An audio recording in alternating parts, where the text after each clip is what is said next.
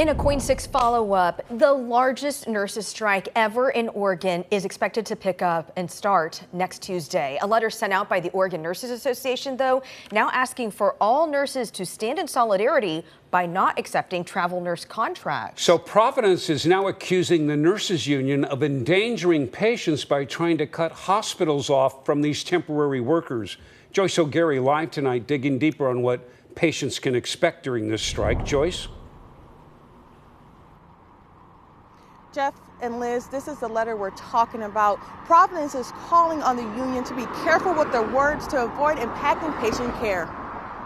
More than 3,000 nurses at 6 Providence hospitals plan to walk the picket lines for 3 days the morning of June 18th. This includes Providence St. Vincent, Willamette Falls, Newberg, Medford, Hood River, and Milwaukie. The Oregon Nurses Association sent out this letter not to strike break. We strongly encourage all nurses to stand in solidarity with these ONA members and not to accept travel nurse contracts scheduled to start in June or July for these employers. It's a standard letter that ONA sends out to our members anytime that we're in the process of planning for or holding a strike, notifying our nurses across the state and encouraging them not to cross a picket line. We respect the rights of our nurses to strike, and we ask them to respect our responsibility to continue to care for our patients. The Nurses Union and Providence remain at odds over competitive pay, healthcare benefits, and patient staffing ratios. A new state law in effect this month sets a minimum for nurse-patient ratios. We're in the process of implementing one of the strictest and most stringent and complex staffing laws in the United States.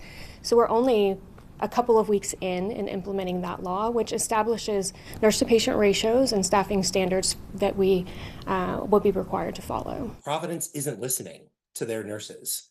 And this is a last resort for these nurses. There isn't a single one of these nurses that wants to be on a strike line next week. They want to be at the bedside, caring for their patients, giving excellent quality care to the people who need them.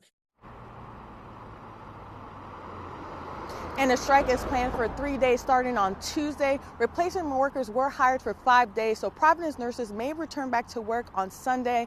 And Providence says they're not going back to the bargaining table until the strike is over. Live in Southwest Portland, Joyce O'Geary, KOIN 6 News. And we'll be covering that strike closely. The largest nurses strike ever in Oregon history this Tuesday. Okay, Joyce, thank you.